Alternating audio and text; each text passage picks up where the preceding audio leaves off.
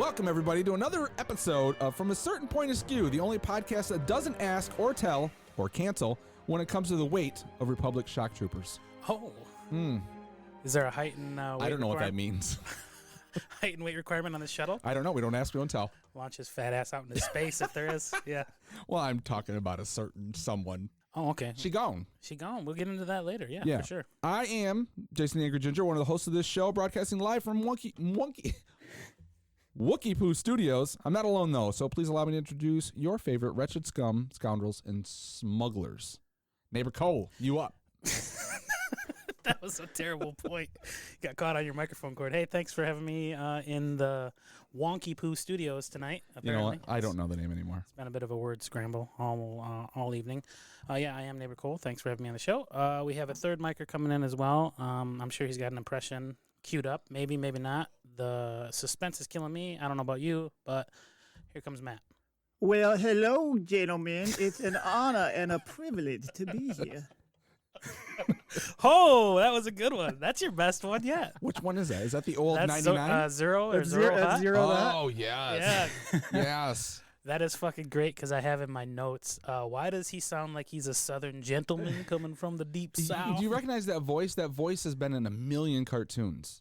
Like, I know he did one of the voices in Rescue Rangers. Was he was one of the villain cats or something, right? I'm pretty sure, it's in my notes later, so I'm not going to go digging, but I'm pretty sure it's the same guy who does Zero as the guy who does Dooku. Oh, wow. I'll have to look when we get down there, but I'm pretty sure he does another voice, because all these people do multiple voices. Yeah, yeah. Anyway, thank you for having me on. Thank you for coming back. Yeah, just to set the record straight on that for our listeners, had a bit of an ice storm here, knocked out power for the better part of a week. So it was funny because I told Jay and Cole in our little DM the night it was happening. I was like, my power just went out. Don't know what's going to happen tomorrow. And normally it's like the power's restored within 24 hours. I thought, oh, maybe we'll have to record Sunday, And it just started lingering. And I got to a point where I couldn't text message people. I couldn't get on. There was no connection to the internet at all. So it was like this time warp. How did you reach out? Because I was laughing because I'm getting calls and messages, texts, whatever from people in California. Neil, Chris got a hold of me. I think Kristen got a hold of me too. Yep. and I'm laughing. I'm like, well, how does he why does he just text me? You're sitting at work and you get a plant page, Jason Parsons. Just wanted to let you know. And then I'm thinking, well, he must know their phone number or something. And I'm like, I have known you for 6, 7 years? Yeah, 6. We don't have each other's phone number. No, we don't. That's so weird. I know. So yeah, what I did was first I reached out to, I think I tried to text Chris and it wasn't going through. And then my lady friend has Kristen's phone number. So she texted her. So this just total game of telephones happening. Yep. And then I finally got a hold of Neil too. And I was like, are you getting this? Like, could you tell Jay that I can't record? And he's like, yep. No problem. So he sent me a screenshot of what he started to send you, which was Matt doesn't want to podcast with you anymore. Oh, nicely done, Neil. Yeah. I would have expected that more than what he wrote me. Right. Yeah. So it was pretty brutal, but we got through it, and in the end, we just decided, why don't we just do it on our normal schedule? We'll wait till the following week and get back to it. So sorry for not having an episode 2 weeks ago, but that's what happened. I'll tell you one thing, though. Those were 5 blissful days where the chat rooms were quiet. We didn't have anyone bugging us, poking us, and asking us what we thought. Did you look at your homework? Dick. Hey, guys. Hello, guys.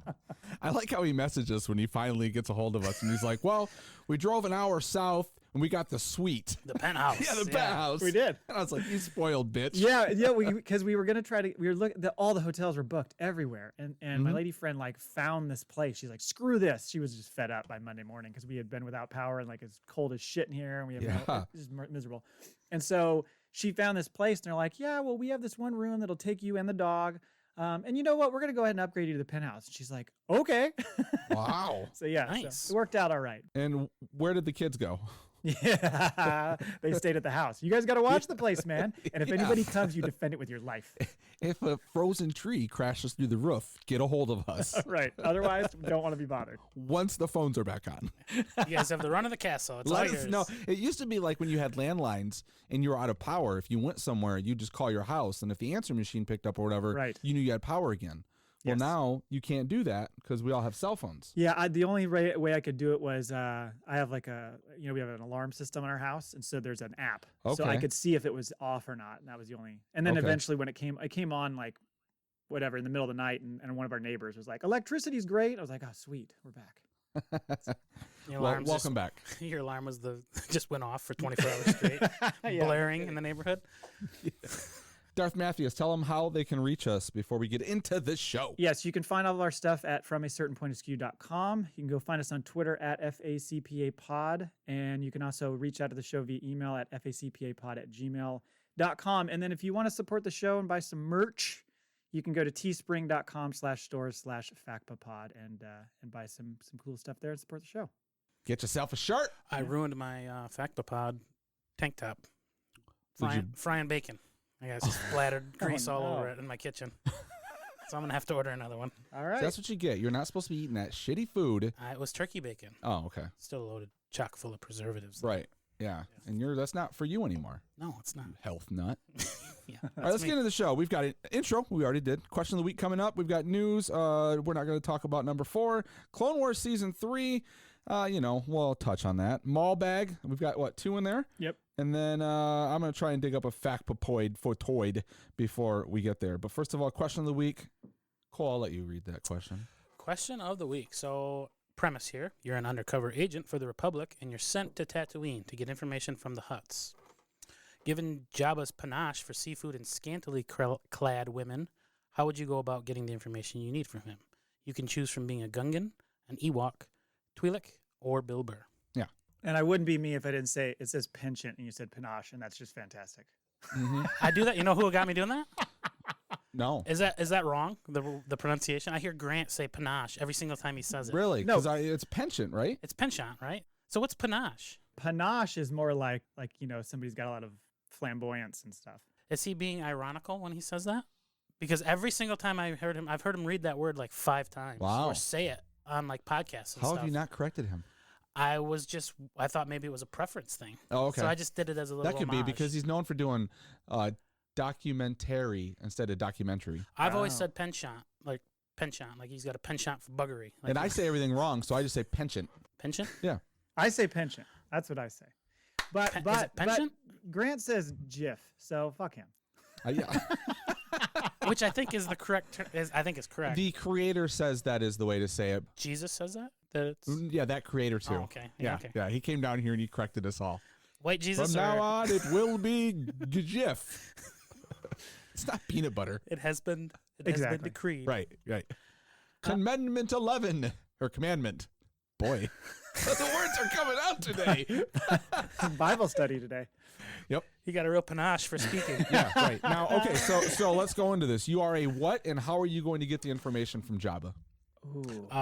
So I would go with, to get the information, I would lather myself in his favorite snack, which would be You want him to swallow you? the patty frogs that he had in his little container. Was it a Clatuine patty frog, right? Okay. I'd strap those across my body like a what do you call it? It's Like a ceremonial necklace? like stakes for a tiger, Okay. right? And then I would seductively dance in the form of an Ewok in front of him until he just relinquished the Yeah, he's not going to information. swallow an Ewok. Too much hair. Yeah, you just go after. You'd pluck him. You'd pluck the Okay. little. It's like one of those naked ladies laying on the table with the sushi covering her private parts. Okay. That's the presentation that I would offer for That's him. how I always eat my sushi. Get the somehow you got to get that taste of fish out Gotta of your get in mouth. there. Oh, boy. So one way or the other. That's got a lot of editing to do. Not a family-friendly show here, folks. Yeah, we do have that E rating, so I think we're good. Oh, that's right. We've got all those kids that listen, too. Oh, Well, no. Welcome to adulthood. I certainly wouldn't be a Gungan. I don't think there's any scenario where I want to be a Gungan. I don't think that's going to be useful. But I think I go Twi'lek. I think because you're going to, kind of seduce him into giving something out. Now, are you a male Twi'lek? Ooh, could try Seducing test, Jabba? Test that out on Jabba. I don't know. I think he certainly seems to have a preference for the female Twi'lek, so I'd go Yeah. female. Why Okay. is it? I've noticed that the Twi'lek or Twi'lek, however you pronounce it, they seem to be the exotic dancers in the Star Wars universe. Every time yeah. you see, Yeah, because there's the one episode where they go to the underworld of Coruscant. Aren't they all the strippers? Yes. yeah, it's interesting. Maybe they're a very overly sexualized race. Well, it works for me. I don't care the color. Okay. Good on you. Well, Hera is the exception to that rule. She's all business. Yeah, she's all business. She's Yeah. a strong female lead. Right. Or she went to the wrong school. Her parents paid for her college. I like the fact, by the way, that it's a Gungan, an Ewok, a Twi'lek, or Bill Burr. Like just Bill Burr, not Mayfeld. The actor, comedian Bill Burr. I really I want a whole episode of Bill Burr trying to seduce Jabba. Or this ain't fucking working. he just does stand up until Jabba chokes on his own tongue. There we go. Laughs so hard. Oh, That may be the way to go. Every 5 minutes he excuses himself and he's calling back to the Republic. I don't know what I'm doing. Just all upset. He's not going for it. All right, that's your question of the week. Well, we can jump into news and start with the big one that happened a while ago now, which we were going to talk about 2 weeks ago. And I guess I'll just say, is Cara Dune dead? Because we agreed as a group in the DM that we wouldn't get into the political discussion of the situation. I wore my red shirt for you tonight, Matt. And I noticed you're wearing blue. That's very nice. Why? No, it just came to me. Okay. I'm wearing my red shirt. Matt's wearing his blue shirt. Jay's also wearing blue. Jay's wearing so- blue. Yeah, yeah. He's on my team. Two against one, as usual. Because we've talked about it. I've heard you guys talk about it on Seven Dag and all that. The bigger thing for me is wondering exactly what does this mean for what they do with the show, because it would be real easy for them to do some sort of exposition that just says she died or she went off to do X, Y, and Z. And my hunch is they won't kill her off. They'll just say she's gone. So the door is open down the road if they want it to be. Yep. But in the meantime, you don't need to say she's dead. So she's just off doing something else and she's gone. I think that I've seen different things of people saying they're going to recast the character. That's a bad idea. I think so, because if anything, just drop the situation, move on. So don't even mention she's just say she's gone. She's not dead. She's not whatever. That way you don't get a lot of talk. You don't get people complaining. And if they want to bring the character, because everybody goes into Hollywood jail for whatever years, and they come out, they redeem themselves, and they're wanted back. And so it wouldn't bother me if she came back in the show in a year or two. It was a decent character, not a great actress, but yeah, she's not a great actress, and like you said, it was a decent character. I mean, you could argue that. Well, is there a whole lot more to tell from her story? But she isn't integral to the story going forward necessarily. She could play a role, but they don't need her to play a role. So I think it's a good time for it to happen. Had it happened between season 1 and season 2, it would have been trickier. But now she's kind of served her purpose, at least for now. So I think it's a decent time. I did think about the fact that I was like, they should maybe they wait until the very end of the Mandalorian series, and the last scene is Mando dying. And she emerges out of nowhere, and she does the Chaz Palminteri Bronx Tale thing, and picks his head up, and she's like, "Look at me, I did this to you," and then just walks off. Get that all that's dark. Got that all worked out in your head. That would be fantastic. Yeah, that would be awesome. What a return! Yeah, I don't think that they should replace. They shouldn't do the Aunt Vivian from Fresh Prince of Bel-Air, right? Where they just put a new character in her place. I think if they do that, there's totally go because everything's diversified now. I would say this is kind of split 50-50 on, or I would say even more so 75-25 on people who don't agree with the situation versus who do. So if they do, I don't know, maybe the pulse is wrong, or maybe I read just biased news sources, but I think people on both sides, wherever you fall politically, seem to not be a fan of this move by Disney. But I would also say that if they did replace her with somebody just randomly, or someone that could fit into that strong female lead, or just not a typical damsel in distress type character as a female, right? I think that they might catch a lot of blowback, or I don't know, griping from her true fans, or I don't know. It's a mess. They've gotten themselves into quite a mess. So whichever way they choose to handle it, I guess we'll just pay attention and see where it goes from there. But I think they were smart to this is our statement and that's it. Disney hasn't done anything else. They haven't come back to. It's just to me, they just wanted to wash their hands of the bullshit, regardless of how they felt or anyone else did. They were just let's focus on this show and let that be the light, not the stuff that's happening in the background. Right. There's a big opportunity to introduce new characters anyway, especially something that when Dave was on with us, talked about, that it's kind of somewhat of a clean slate going forward, because they've satisfied the main storyline from the first 2 seasons. So now it's which direction are they going to go? So the timing is perfect for them, or at least as perfect as it's going to get, to introduce a bunch of new characters and and maybe we don't see some of the ones we saw in the first 2 seasons. It is interesting though that she was going to get her own show, and then Disney kind of put the silence on that when they announced all of the series that were coming out. So it was kind of like looking back, knowing what we know now, like it had been in the works for a while. Well, So- we had talked about that, I think, a while ago when the rumors came up of her having her own show, and I think we were all kind of feeling like, is she a lead? Is she like a carry a show by herself kind of person, or is she better as a co-star? I mean, I think we all kind of agreed she was more of a co-star and a side character, but I don't know. It seems like they did have some plans for her, for sure. I think that I listened to the follow-up interview she did and when she first came public with everything, and she said that she found out over Twitter. Like, she was never told. She found out on the internet when everyone else did. And then she also That's a dick move. knew it was coming about 2 weeks beforehand because they had asked to. Well, she got an email that she was attached to that she wasn't supposed to be, or something. Well, they had asked a certain artist to take her character out of a drawing and replace it with someone else. Yeah. And that person was like, "Oh my God, I get to work on Star Wars," and he posted it on Twitter, and she's like, "Where's my character? Yeah. Like, why was I erased out of this and not just Yep.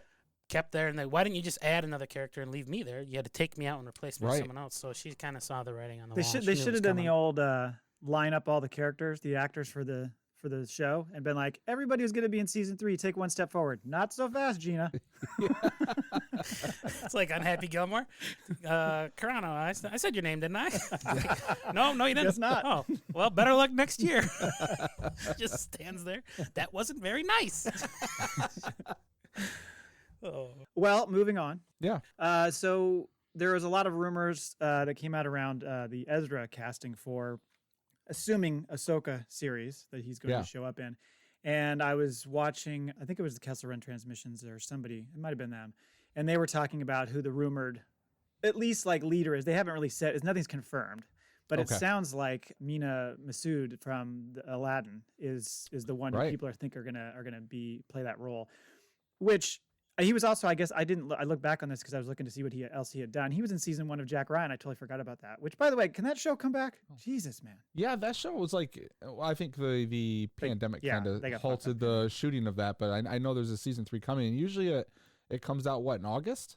I think so, but I don't know how they're. I mean, I don't think they've even started shooting yet. Maybe they have, but it's going to take a while before that comes back. But I love that show; it's a great show. And he was in season 1. He was like one of his buddies at the CIA. Oh no shit! Yeah, he was at that kind of that crew. But it makes a lot of sense. Like some people have pointed out, there's a lot of similarities between Aladdin and Ezra in general. Like they're street kids, agile, clever, kind of just worrying about surviving. It kind of plays into that role. So to me, it makes a lot of sense to hire him. Yeah, I think he's got a good look too, and he was pretty good in Aladdin. I didn't see it.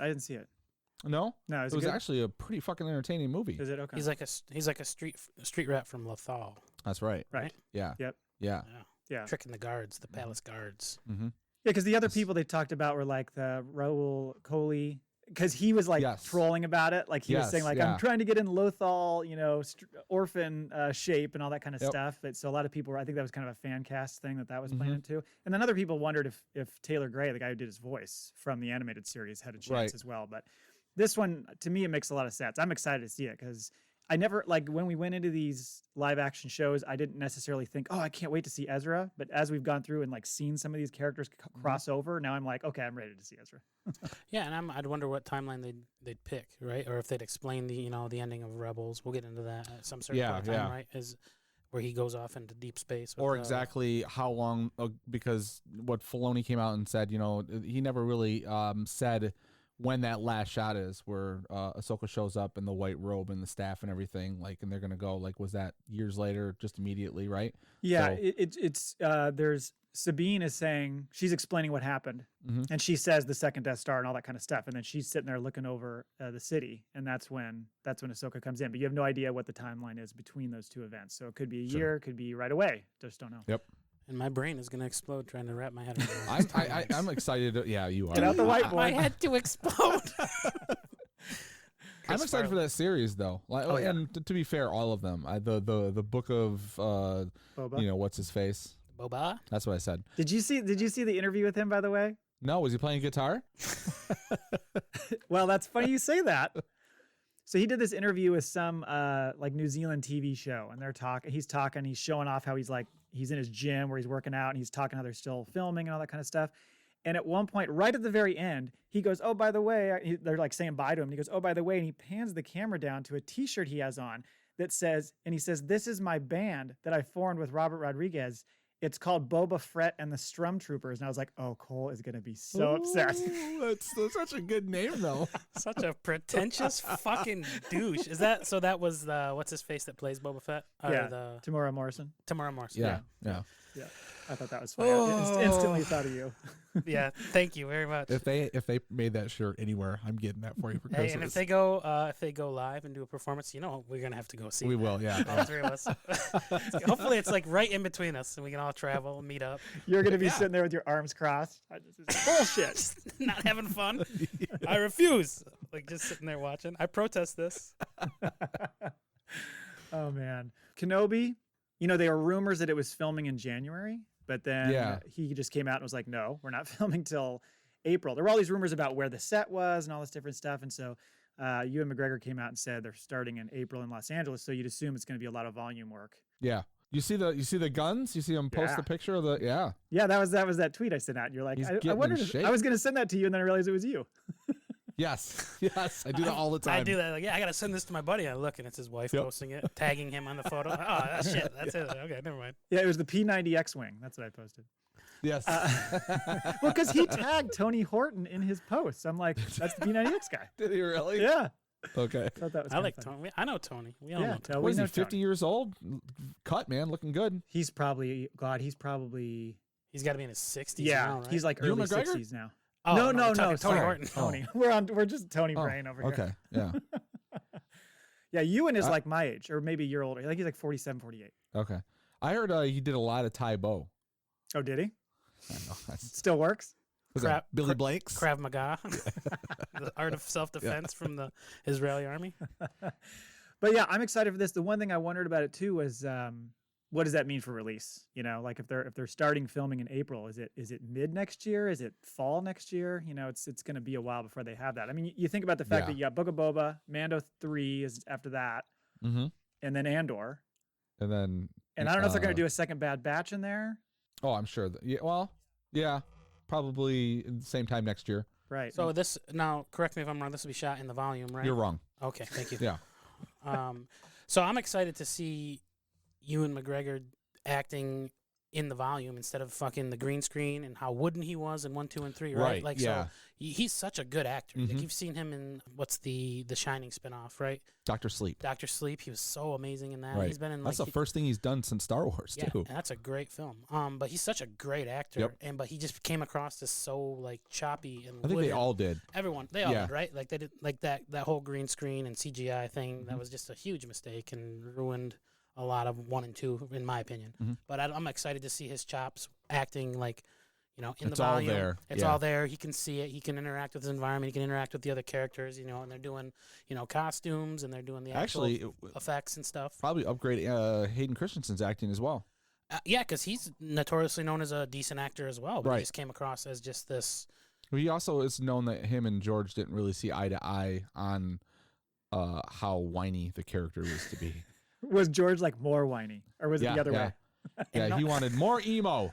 You're not listening to enough dashboard confessional. Get your Good Charlotte CD, play it on repeat, and furrow that brow. You got to furrow your brow, and then everyone will know you're angry. Grit your teeth more. You got to grit your teeth more. He's holding me back.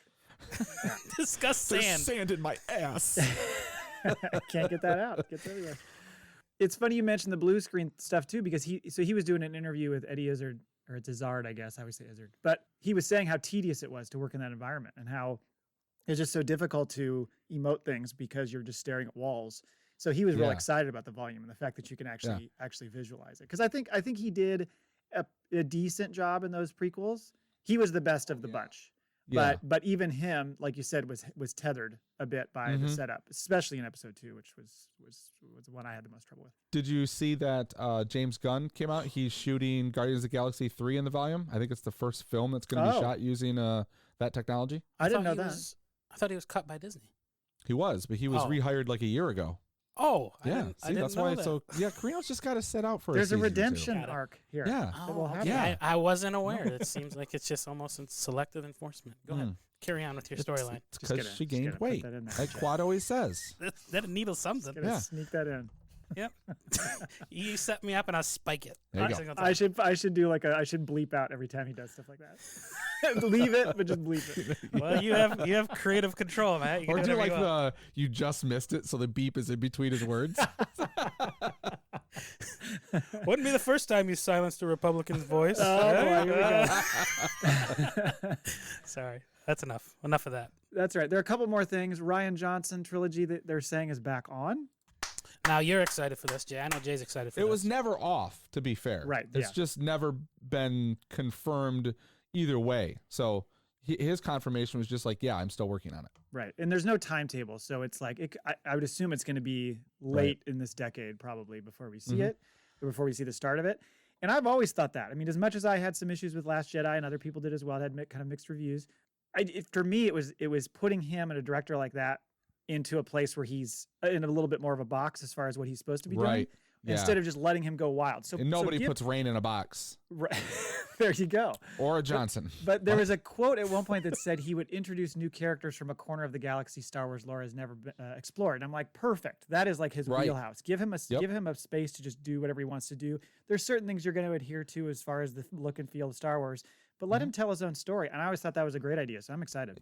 He's a fantastic storyteller. He's a great writer. Filmmaker. Like everything he's done has been fucking excellent. So like I'm really excited to see what he's gonna do. And Disney Plus right now, they want all the content in the world. Yeah. So who gives a shit if it hits theaters or Disney Plus? Just throw them in a volume and just start shooting movie after movie. Yeah. Disney seems to have really embraced that. They know that the streaming is a huge part of the future, and that you know, even when we get to the other side of this pandemic, whenever that may be, we still may be in a situation where it's not going to be what it was before, and Right. that streaming service is going to be the future, and they should still continue to embrace it. So I like that they're doing that. And that's why they're building more and more of them. What do they got? Yes. 4 or 5 of them they'll have by next year? Yeah. I'm definitely interested to see if he has like some sort of redemption, because I couldn't get past 8. And you and I had this conversation off mic about you really team Rian Johnson, right? Like you liked his movies, a lot of his work, and I'm not as familiar with it, but I couldn't get past 8. I just didn't enjoy it. I thought it was just a colossal waste of time. And then subsequently number 9 was a big catch up because of that. Like 9 was so fucking fast paced and like shoving everything into that little box to try to tie all these loose ends up that he created in 8. So I mean, I'm very interested to see, and I'll go in with an open mind as to whether or not this is like he's got that carte blanche, right? He's got a clean slate. Yeah. And he's able to just go in the direction, full creative control, do whatever he wants. I mean, within the And I structures think of like the he's universe. proven, like if you watch the behind the scenes stuff and everything, he knows Star Wars. Like he like lives, dies, and breathes. There's shit in there you're like people are complaining about, and then you find out, oh no, that's lore. It's just you don't know about it. So Right. he really knows his school of Jedi shit. So Yeah, like one of the books mentioned how he was like the plan was for Luke to die in Episode 8 all along. Like, so it's not like he took that out of nowhere. So, and you're right, he's dug into stuff that people weren't as familiar with that is part of the lore. So yeah, I'm excited to see what he does. I am. Are you going to sit there with your arms crossed on this one too, Cole? Or he goes to see the movie. It's just like watching the Strummers. What are they called? I said, what is it? Boba Stormtroopers. the Stormtroopers. No, they're I doing said the, I they're would doing go. the theme song. The movie opens up with them playing the music. Yeah, they got the soundtrack to the Starring Gina Carino. Wow, they really went all in on this. No, I'll go in with an open mind. I told you. I mean, I'm very impartial. Okay. 2 more things. Rey in the future of Star Wars. So this was an interview she did, and she kind of left the door open, but it's real ambiguous. Like it wasn't like she kind of poo-pooed at the end of the quote. So here's the quote. She said, I mean, never say never, which by the way, didn't RDJ just say that about Iron Man? I think I saw a quote, him saying, never say never. I might come back and play him. Oh, I've not seen that. Yeah, he said that just the other day. It was a post on Twitter. So you can say that and throw it out, whatever. But she said, I'm always open to a revisit, but also the beautiful thing is it's this wonderful, huge universe with all these stories that have yet to be told. I think there's a lot of cool things to be made before any potential revisit. In terms of revisiting the character, I think that's a bye-bye for now. So it's like she says it's never say never, but she also is like, yeah, but probably not. So I don't know. People, I think, are making a big deal out of it. It just made me think, would you want to see that? And it also made me think of, I can't remember if it was you, Cole, or Jay that said that you think that they will eventually make 10, 11, and 12. I do. I think they will. Because Because I you think said, the whole initial idea there was always going to be 12 episodes. And, you know, it's like a cash cow. I mean, they did sort of end and tell the story. So if they came back, it'd have to be like, I mean, they'd really have to have one hell of a story for 3 more movies to kind of put us back into that world and why Rey is what she is. And, you know, because she's a Skywalker. So, you know, what is she needed for? But I would not be surprised if they came back in 10 years and were like, okay, we're coming back with the next one. Is she like getting like, is her phone ringing off the hook with offers for like other acting gigs? Is she like out she's there in doing a lot of stuff? she's in that movie coming up with Tom Holland. Yeah, that sat on the shelf for 3 years and it was re-edited and it was there's a lot of noise around that thing that it's going to be a stinker and was a stinker years ago. Well, I think that's going to be an issue for a lot of Star Wars character actors because if your big breakthrough role is Star Wars, that's how people are going to picture you, and it's hard to get out of that. I mean, look at Mark Hamill. You know, he hardly did anything else as far other than Star Wars. I mean, the voice stuff. Bites your tongue. Corvette Summer? He did the Big Red One. I remember that. So that was probably the biggest movie he did outside of those 3. But yeah, I mean, it can put you in a spot. It's great to grab people when they're relatively unknown because it allows you to get into the character and not think about the fact that you're watching Harrison Ford or whatever because he was not that well known then. Mm-hmm. But then everybody's going to always think of you as that first role, that first iconic role. Yeah.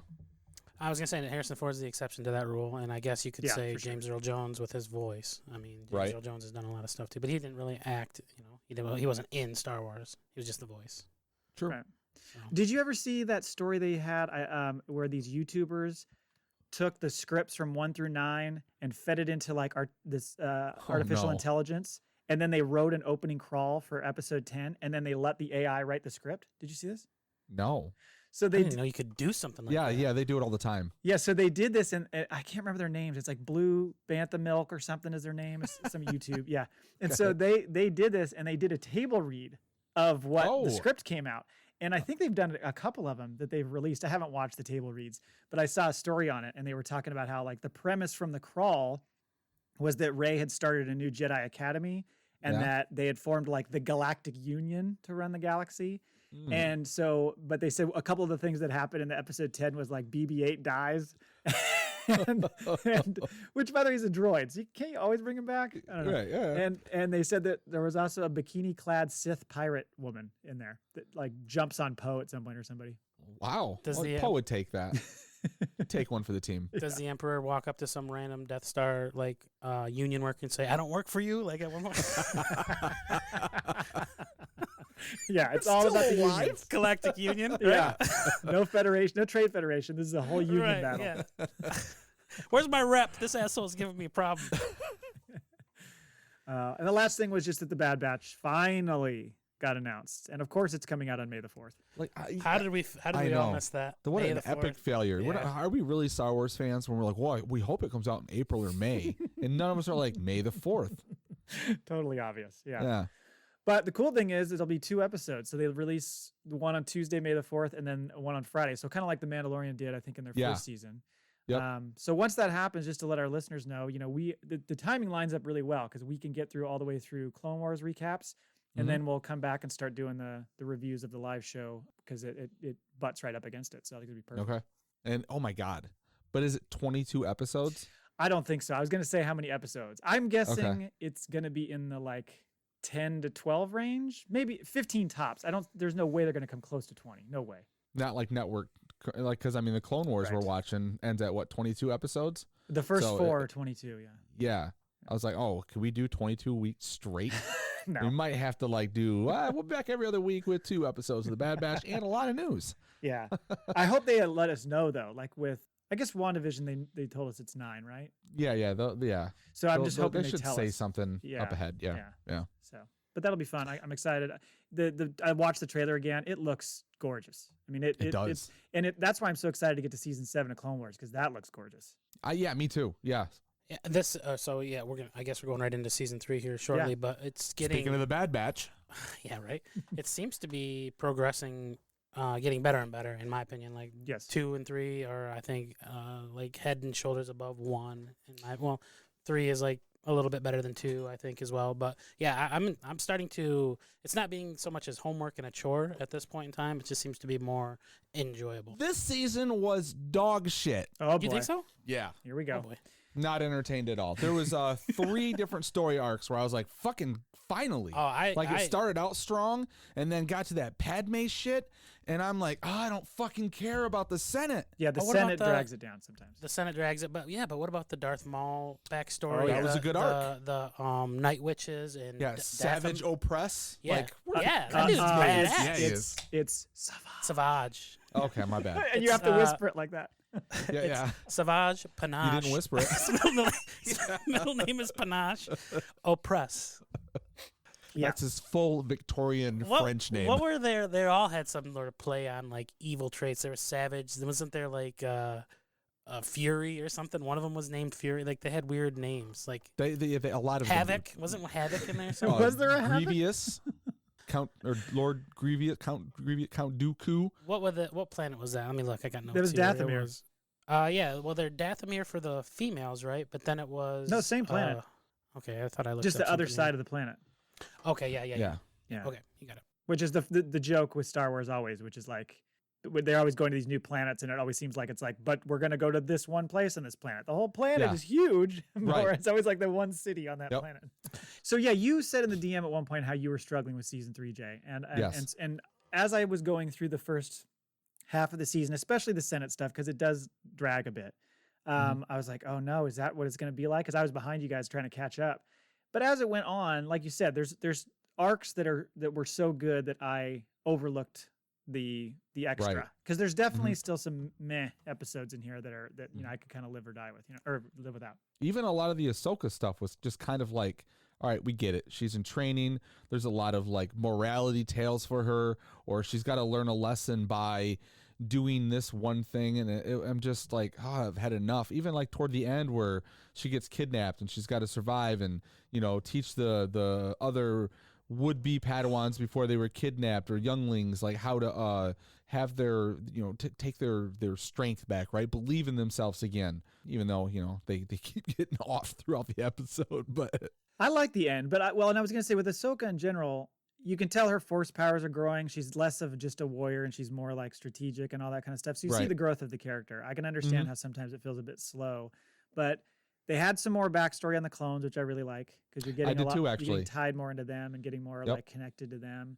And like you said, there's like these 2 to 3 episode arcs that were mixed in, probably maybe 3 of them or so, that were really good, especially stuff that sets up the Rebels. Like that Mortis stuff totally sets up stuff that comes up in Rebels, the father, the son and the daughter. Yeah, that was actually, that was just straight up like a visual representation of the balance of the Force, right? Yep. Yeah, and the Chosen One. It was just all right there. Yeah. So to touch on what you said, the little bit of the background, you get the first appearance, I think, in the series of the first like Bad Batcher. Right, that's their group, right? No, 99 was the... Like, he was a bad bat. She was like the stew wasn't stirred right for him. He was the maintenance clone, right? He was the guy that was doing all the work and like bringing. He was the Danny DeVito in Twins. Yes, and they kind of. So I don't know if you guys picked up on it. I just grabbed it and put it in my notes because it was interesting. They're stretching Jango's DNA. Right. It's like making a copy of a copy, and it's not as sharp as the Like original multiplicity. copy. Like multiplicity.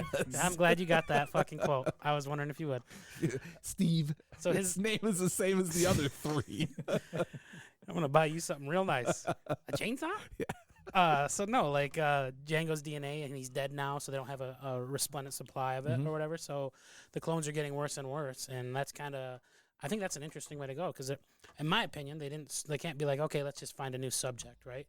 They know what they're going to get with Jango's DNA. They know what kind of clones they're going to get. That's a tried and true process.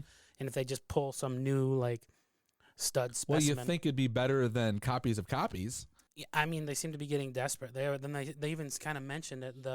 What is that race of tall necked? They're the Genosians. Comorians. Yeah.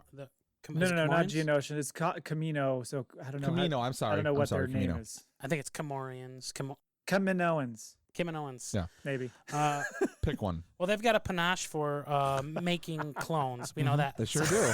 I'll try to work that in as much as I It's can. going to be the episode title. Yep.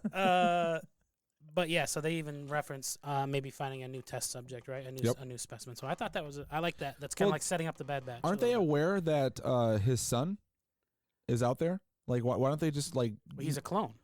His son is a clone already, so it would be a copy of a copy, right? Yeah. But it would be the same. It would be the same thing. They're probably sitting there thinking, "Hey, Mace, Thanks for decapitating him. We could have used more of his DNA, dick. Right. Yeah. Now we need your sperm, Mace. It's like killing your prized bull the night before auction. No? And on the Dathomir stuff too. I know I mentioned this to you guys before, but that Jedi Fallen Order game, because I had played that first before watching these episodes. When I was watching those episodes, I was like, "This is the fucking video game. Like it is." Oh, you've been there. It looks exactly the same. The way wow. the video game mirrors that really, really well. I would recommend. Okay. I know you guys don't have a ton of time. I don't have a ton of time to play games these days, but or the system that you play it on. Yeah, that too. That would be a problem. Yeah. But yeah, it's a sweet game, and it just reminded me so much of that stuff because they nailed it as far as the visuals. It looks exactly the same. Okay. Yeah. I do want to play those games. I even thought about like doing like a YouTube walkthrough. I'll find someone that's just playing Yeah. You'll watch it. You'll see it and you'll be like, oh my God. You know what? I'll just add you to my TikTok. I'm just kidding. I don't have a TikTok. All right. Thank you. And have our OnlyFans too. Yeah. The other one that's really good. Well, I mean they bring I'm podcasting, so the name escapes me. The assassin that Ventress. the Aura Singh.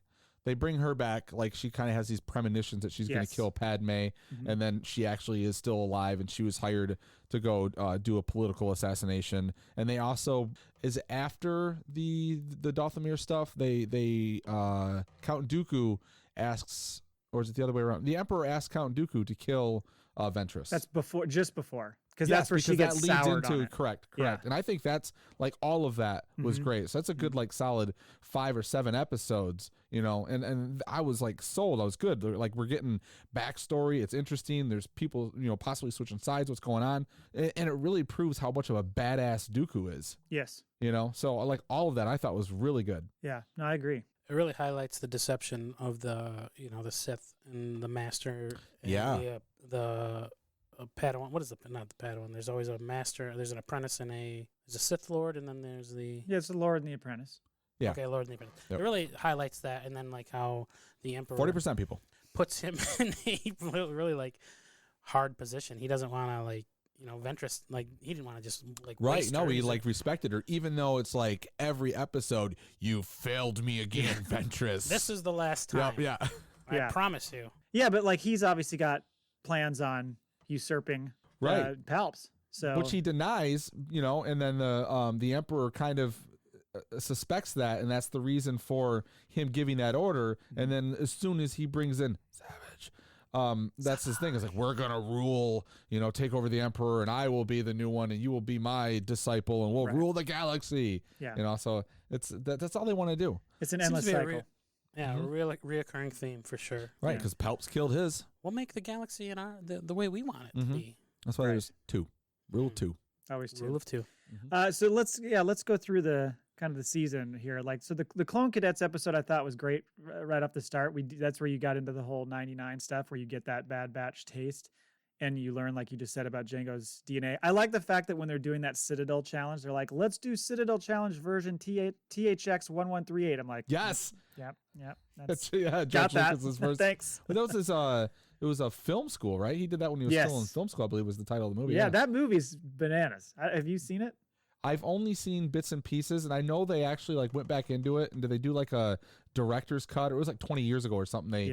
Or maybe it was the first time it was ever actually released on DVD or what. But I've never actually sat through it. Yeah, I mean it's Robert Duvall, and it's very interesting, and it's very much a like futuristic dystopian scenario. So it was pretty interesting movie that he did, especially to such. What the hell are you two talking about? THX 1138 was George Lucas's first movie. It was either like in film school or just out of. Yeah, and it's like everybody's like walking around in like all the same white garb, and the policemen are like metal. And you should look up the trailer. I think they might have a trailer, but look it up because you'll see it. It's pretty for the time he did it. Pretty impressive. It's sort of like reminds me of Logan's Run and same era. I do need to as like a film.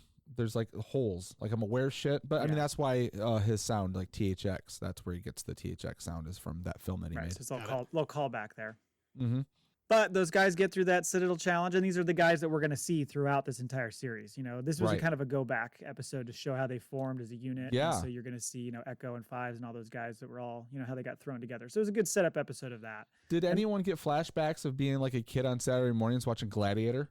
It kind of was like that. Assault on Right? the fortress with the Nerf guns. Yeah, Yeah. that's exactly what it was. They're like, Right. they got to start at the bottom. They're up on the. They got the high ground, and they're shooting their little fucking Nerf balls at them, and they got to run to these square little spots and duck and hide. They're shitty at teamwork. I was just like, oh my god, like, this is Gladiator. I forgot about that show. That's a good point. Turbo, Nitro. What were their names? Blazer. Yeah. Oh god, Laser. terrible names. And then we jump into the present. So that was kind of a go back. Then they jump into the present where they're actually ARC troopers and having to defend Kamino because Grievous and Asajj are attacking, trying to get the DNA that they're using. And I like this. Yeah. Yeah, and it was cool. Like, so they do a great job of jumping into seasons, wrapping up seasons, and this good like middle arc. But yes, you're right. There's like episode. I'm just gonna make it up. Episode 5 always kind of is like, like Yeah. it's That's always where kind it of like that every starts. season. Yeah. And then, there's even one I was watching, like, because it's been a few weeks since I watched the early ones. Mhm. So I went back to watch a recap, and they were like, I think it was episode 5, and it was about Padme and Ahsoka, but I think it was before the Mandalorian stuff. And I was like, who are these twins? I don't remember any of this. Like, Yeah. I was like, I didn't skip an episode, I don't think, but none of that looked familiar to me at all. The episode that was my cringy one was the one with Zero Hut and the singer. Oh, I know. That's when I started complaining about like the last 3 or 4 episodes, and then I said Zero's fucking wife or whatever. Just gonna break them out, and it's the. Are you she's one of the talking about singers from the lounge, Snooty? right? Yeah. Snooty is the lead singer of the Jizz Whalers. That's what I was just saying. Yes, she is. I fucking hate you so much, Matt. That broke me. I'm broken now. I'd like to see that porn parody. Jesus, have mercy. That whole relationship was weird. Let's get to that in a second, though.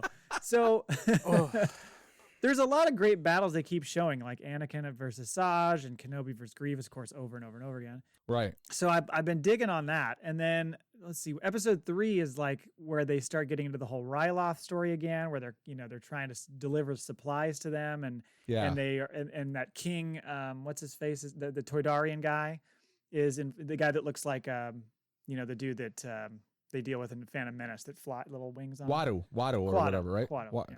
Is it Quado, or are we thinking of? Is it Quado or Quado's Watto? Total Recall. I think it was Watto. Watto. Something like that. Yeah.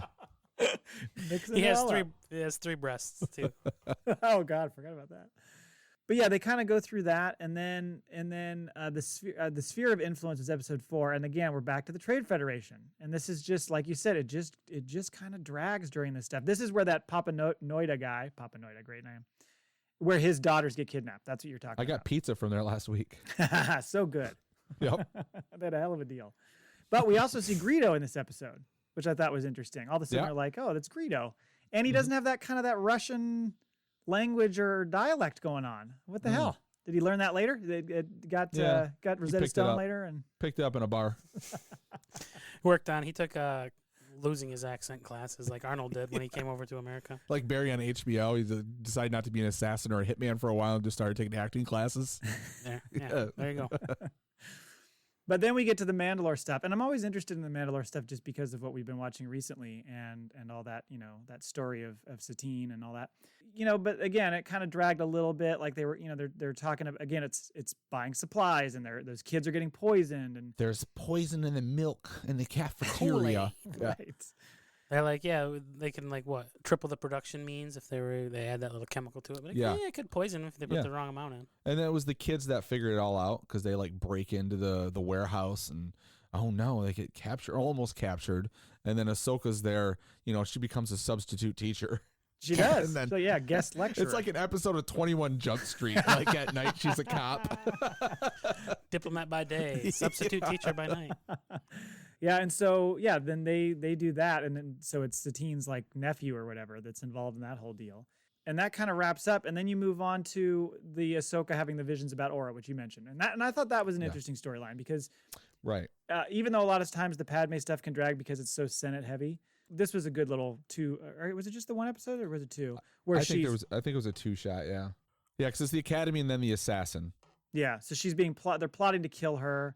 Basically, Ahsoka's having to try to figure out the way to lure her into a trap by using a Padme sex bot that is just... Yeah.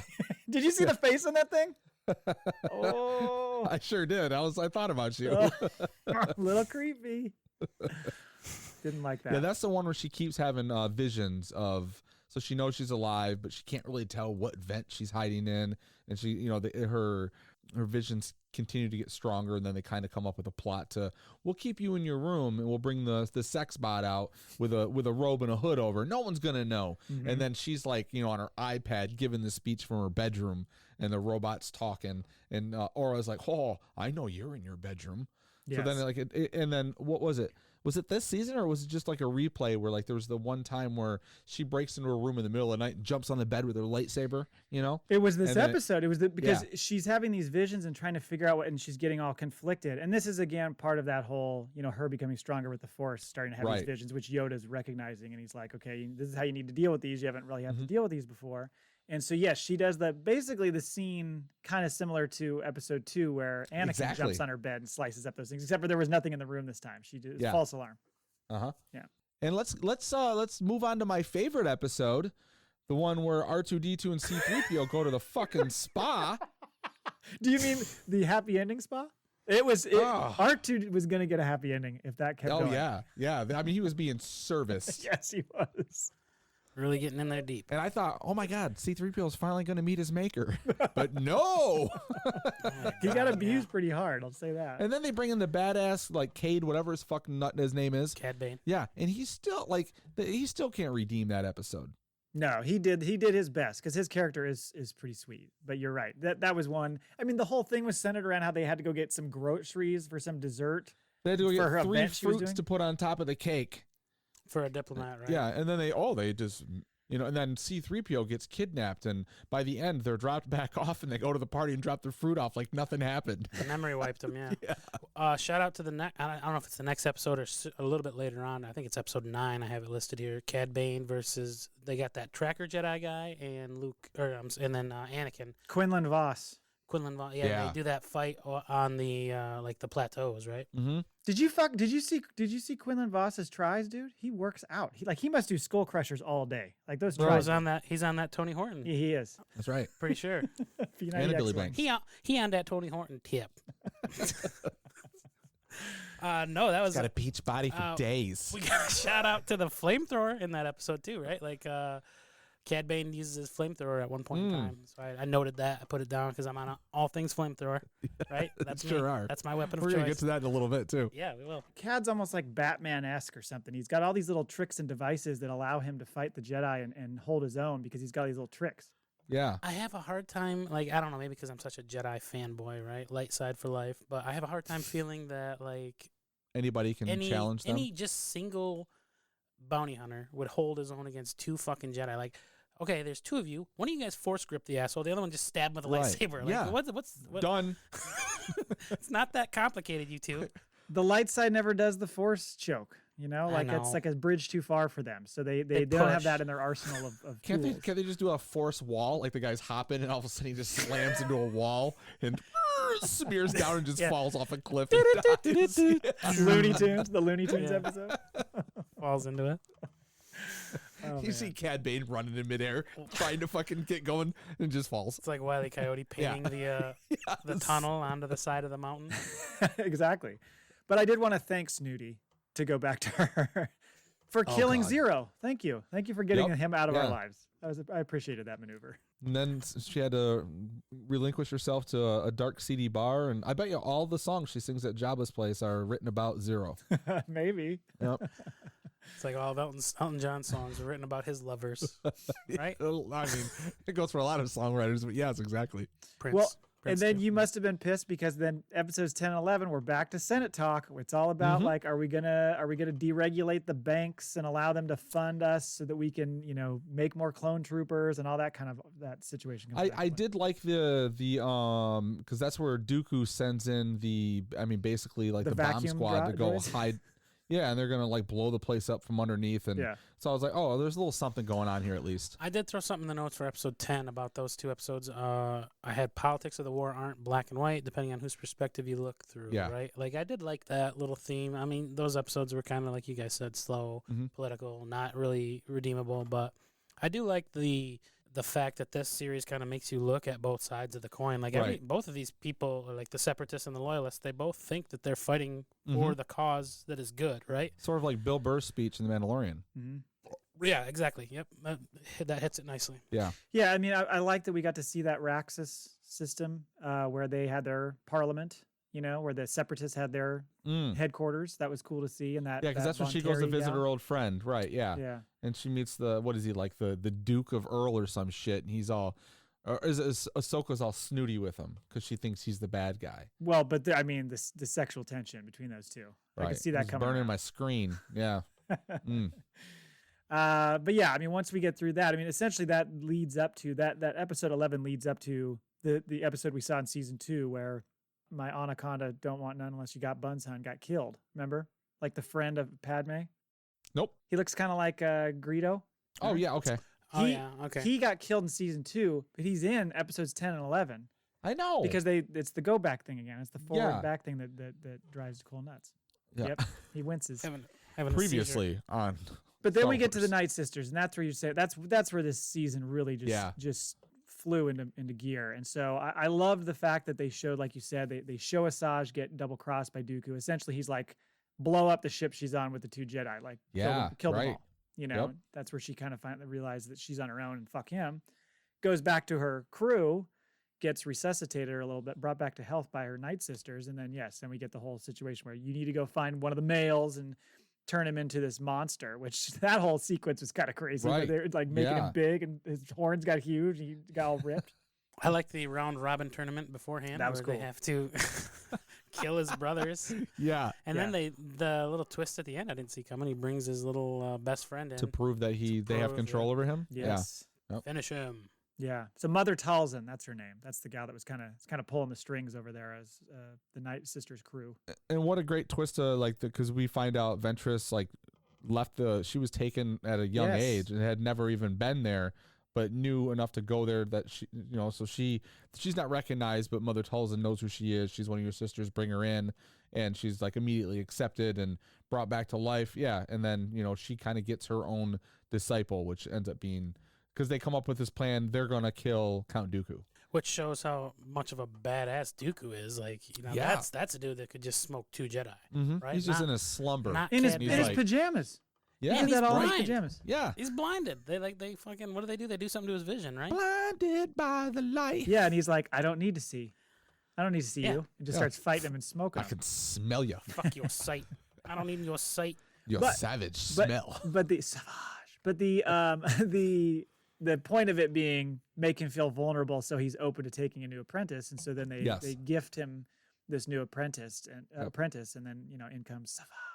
Holy shit! When he goes in there, when he's sent out on the mission for Dooku to go take the king, the Watto guy, and he fucking just lays everyone out, walks in the castle, kills the guards, takes the lift up, grabs that little son of a bitch by the neck, and he's like, "I'm gonna drag you out." And finally, Anakin and Obi-Wan track him down there. They come walking in, so he's like, snaps the dude's neck. Fucking just murders him right there. And he's like, all right, Jedis, let's do this. And I'm like, this dude is savage. Yeah, Dooku was pissed. Yeah, you fucking killed him? You weren't supposed to kill him.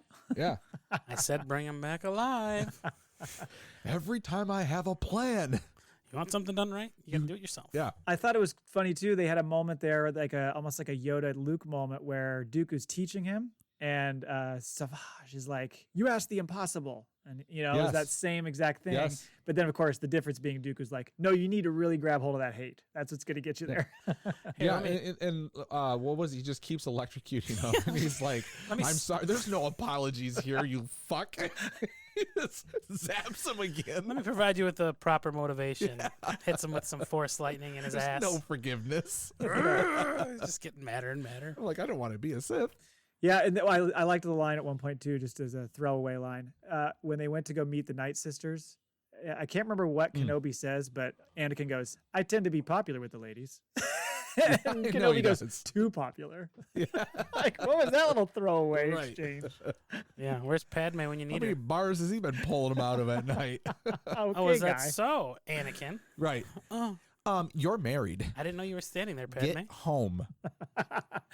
And the last part of that series of episodes is when he finds that when she says, Mother Talzin says, you got a brother. His name's Maul. He's in exile. You need to go find him. So that was cool because it's like, sweet. We get that coming in season 4. I can't wait for that. And this is like the big reveal. I mean, like we're years past this, and we've seen him in Solo. Right. I mean, and we know about the show enough. But like, imagine watching his first run and being like, "Oh my God, they're bringing Maul into this." Now, who did she say that to? Refresh my memory. She said that to Savage. Ira Savage. Savage. Yeah. Okay. I can't remember if he survived or not. I couldn't remember where he was at. Yeah, he survived. Yeah, because he got his ass whooped and went back, and he said he was kind of confused as to what the hell was going on. So she kind of, gave him his mind back. He's on, like he's not working for Dooku. He's not under her control. And then she tells him to go find Maul and where did learn from him. Where did Ventress end up? She comes back, but I think so. Mother Talzin's kind of orchestrating two different things here, and neither Ventress or Savage know what the whole story is. So she's doing a little manipulation. So she does come back to the Night Sisters. Yep. Yeah. I like that. I like those Night Sisters. They're cool. Yeah. I agree. That'd be a cool storyline to play with for Rian Johnson. Oh, there we go. And then, like you said, we get into this overlords and the Mortis stuff, and oh man, there's just I started typing like little notes out like to remember about these episodes, and they just got long. I was like, there's way too much going on here.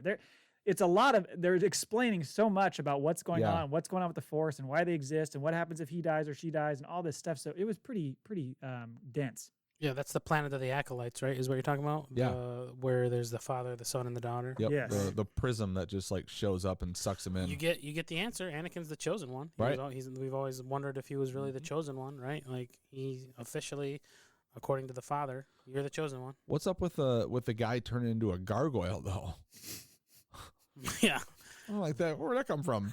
Like you're a human. All of a sudden, he's some demonic guy chases the ship, takes fucking Ahsoka. All of a sudden, they're in this fucking aerial space flight, and he's like, "I'll blast his ass!" And they're like, fly. And like, guess who? Guess who kills the dude from behind with the fucking lightsaber at the end of the fucking thing? Anakin Skywalker. Right? Like, That's what he does. that's his panache. That is his panache. He has a panache for that. The brother looks a lot like the Grand Inquisitor. Kind of has that vibe to him. Yes. I thought it was. Yes. Yeah, we'll see that in Rebels. Mm-hmm. But there's so much stuff going on. I mean, Qui-Gon shows up, and it's like, holy shit, Qui-Gon, and it's Liam Neeson. It's his voice, and also at one point, Anakin has a vision of Shmi, and it's her voice too. It's the actress from. I was wondering if that was like, because obviously we can tell it's Liam Neeson. Shmi. Someone will take you. That whole episode was just interesting. The start of it, kind of trying to figure out what they're doing, and then Anakin having this vision of Shmi, and then she tells him basically, love is a prison and Padme is poisoning you. Right. Whoa. Not Which approving is like of my girlfriend. The Force saying, you're not supposed to have love, right? Right. Yeah. You've never liked her from the start, Shmi. Yeah. You never gave her a chance. I love her, Mom. Your grades have been fucking plummeting ever since you started dating this Padme. And then they give him the test at the end of that episode where it's like, one of them has Ahsoka, one of them has Kenobi. It's like, you choose. He's like, you know what? I'm going to get them both. And they're like, oh, sorry. Straight up Spider-Man Green Goblin. Both y'all getting clapped. He takes it to him. Yeah, and I thought it was funny that the father says, he says to Anakin, your selfishness will haunt you and the galaxy. Meaning, obviously his feelings toward the loved ones and not worrying about the greater good. He knows his future. Yeah, he knows what's going to happen. And spoiler alert, it's not good. No, it's not. I did like the fact too that when you get into that next episode, the altar of Mortis, when Anakin and the son kind of join forces temporarily because he gives him that vision of him being Darth Vader. Yeah. I love the fact that Anakin confronts Ahsoka, who's under that spell, and he's like, "Hey, Snips." She's like, "Don't call me Snips. I hate when you call me that." I'm like, exactly. We all do. And that's they fight there, right? Yeah, they fight. Yeah. And then Obi-Wan comes in, and they're kind of trying to fend her off and not kill her, of course. But eventually, she snaps out of it. But what happens is she gets killed.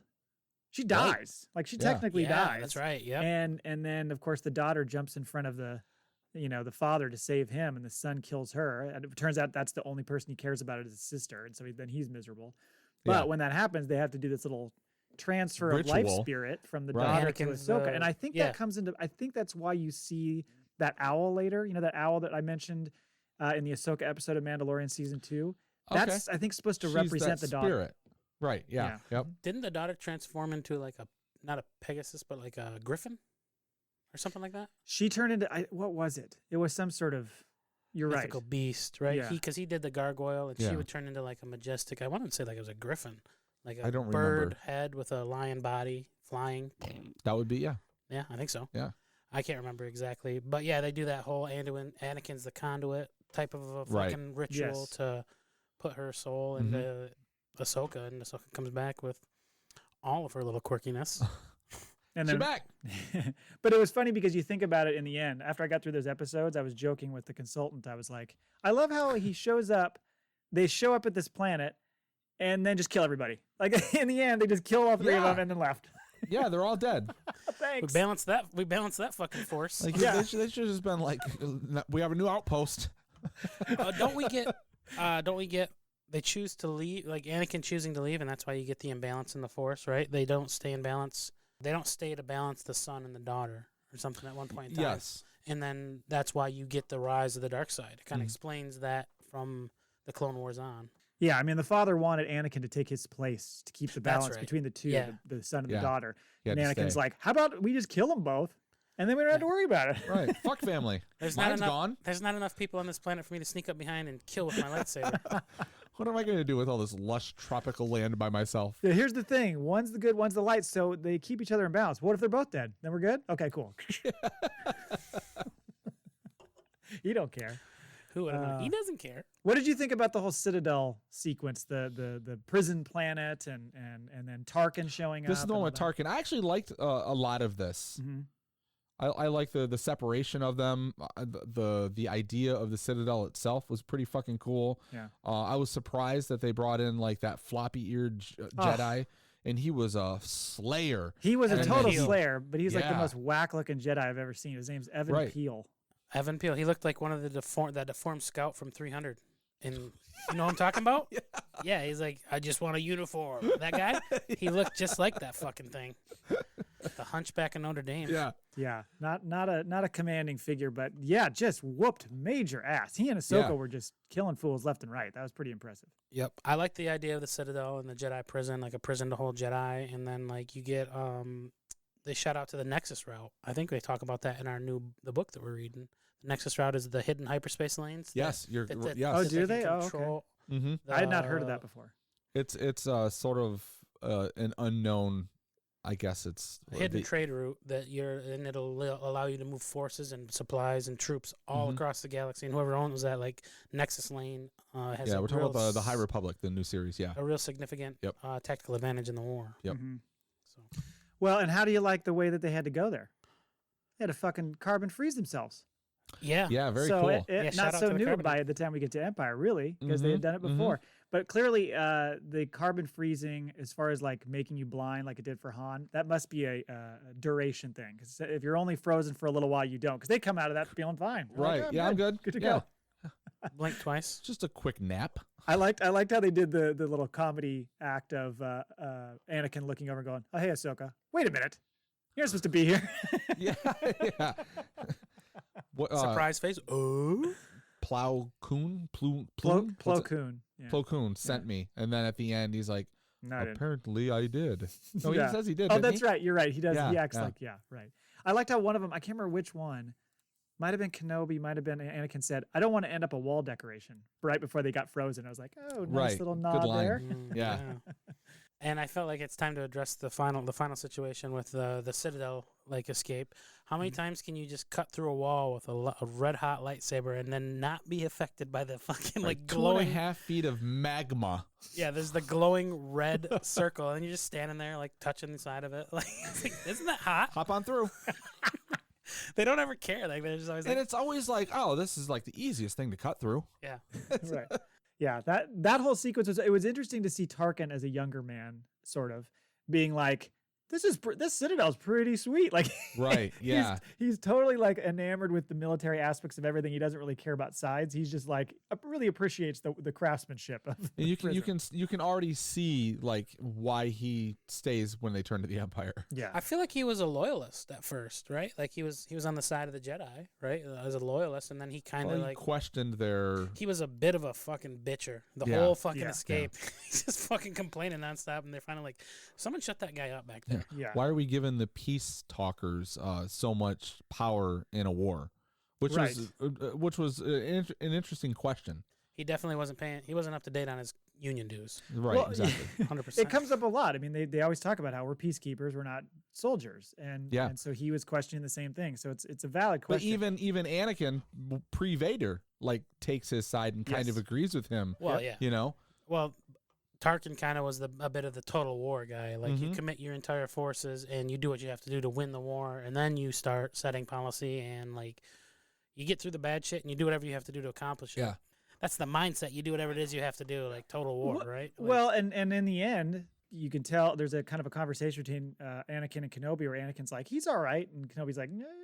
Like, Yeah. you know what I mean? Like you can see where Anakin has a similar mindset in some ways, whereas Kenobi's like, no, dude, that guy's crazy. yeah, Right. the seeds are definitely planted and that they get watered to Correct. fucking sprout into the Anakin Yeah. you see. And especially when they both say that they know the Emperor, or Yes. Palpatine. or Senator Palpatine at this time. Yeah. Yeah. It's like, oh, you're friends with him too. Yeah, Tarkin's yeah. like, I got him in I'll my back see- pocket. Yeah, I'll see you at the dinner party. you invited? Are you invited to the party Yeah. tomorrow?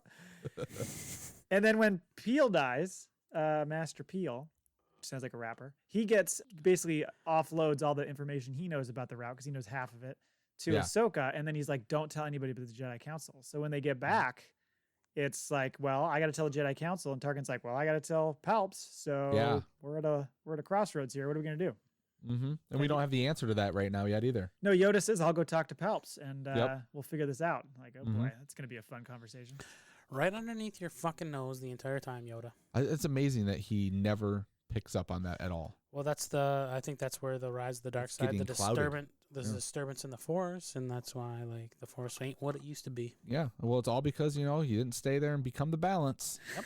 Knock that shit out of whack. And then we get the last two episodes, which are when she gets kidnapped, which you struggled with, but I thought it had very much a surviving the game type feel, if you remember that Or- movie. Or a reverse Predator vibe. Or even like they kind of like when they were hunting the Jedi, they do the noise. And I'm like, okay, we know you're fans of 80s movies. Right. I get it. Yeah. Yeah. There's to me, I picked up a lot of Predator in that. You get a Chewbacca shout out too. Chewbacca Yeah. shows up. Fucking awesome. Ahsoka kind of comes to her own at the end of that season. She kind of like holds her own against, and she rallies the Younglings. forlorn younglings that are on Right. that are on the planet. And then it was nice to see those reptile fucks get their comeuppance. at the end of it. Kardashians, right? The Kardashians. Kardashians. Yeah. Nice. Trandoshians, I think is what That's what I said, the Kardashians is Kardashians. better. Yeah, the Kardashians. They were ended kind up of there. bros. Like they were doing that weird dar dar dar. It's like ritual for the sun. That was just weird. Yeah. Yeah, you killed my son. Like Well, he you was sent fucking, him out to kill me. What do you want me to do? Yeah, Like, exactly. yeah, you can't really get pissed off, Right. bro, because you guys hold all the cards in this battle. You're just basically down there sniping target practice against these younglings. What'd you Yeah. think of the head honcho's like war room or whatever? And he's got the fucking Yeti snowman on top of his The Wampa. chair. Yeah, Yeah. It's like that's kind of cool. And then when she first walks into his chamber, when she's gonna fight him at the end, he's got like taxidermied heads Yes. on the side wall there, and I think one of them was a Gungan head. I was Oh, like, I didn't see yeah. that. Shout out to the Gungans. There were a few Wookiees in there. When we first saw the Wampa, I thought there was an actual Wampa in the room, and I was like, oh no, Like that's just the standing top of there? the chair. That's just a skin. Yeah. Yeah, yep.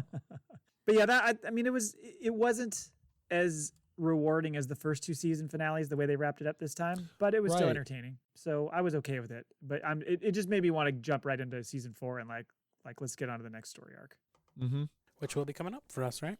And I have no idea what it is. You know what we should watch a trailer and then be like, oh, coming up on next week, because we're all like sort of in the dark. Like, where's it going? I bet you there'll be more Senate stuff. There could be some Senate stuff.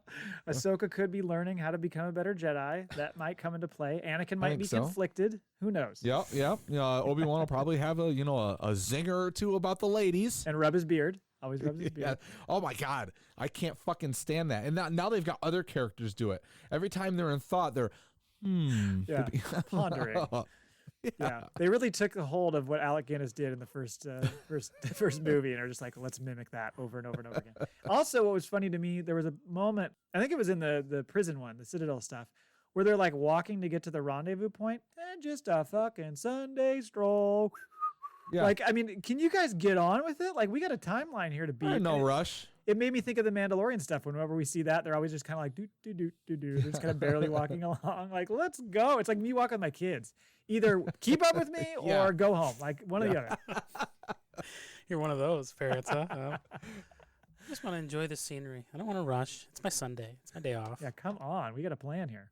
I guess overall it should have been a stronger season because you think they have like the 6 or 7 seasons mapped out, right? So like if you're going like the 3-act structure, we should be like high point right now, you know, reaching our climax. Yes. But it was just kind of like a lot of everyone sort of is in the same spot they were when we started the season. Right. You know, I mean, sure, there's been a little bit of growth with Ahsoka, and this really was Ahsoka's show at this point. It seems like they're really building that character more than anyone else, and then everyone else is getting a little bit of, you know, a little side story on the side if it means something for her. But it seems like I really and I know like we're stuck like in the Clone Wars, right? Like the Attack of the Clones, like we can't go any further than up until Revenge of the Sith. So but man, we've got 3 more seasons to go.